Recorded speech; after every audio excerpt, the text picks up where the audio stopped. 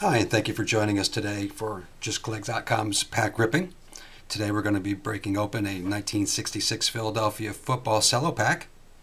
This was a 10-cent pack issued in 1966 by Philadelphia Gum Company. This set's rather interesting and has quite a few Hall of Fame rookie cards. So hopefully we'll have some luck today. We'll start today with Don Perkins, and Hall of Famer in Ray Nitschke. Another Hall of Famer in Mike Ditka. It's the home run right there. Gale Sayers Rookie card.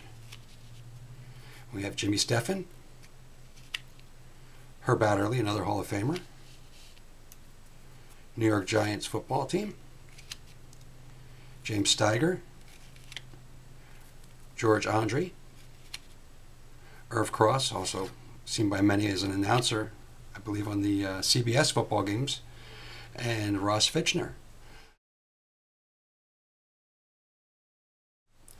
Thanks for joining us, and remember that JustCollect.com is always buying vintage sports and non-sports cards from 1879 to 1979.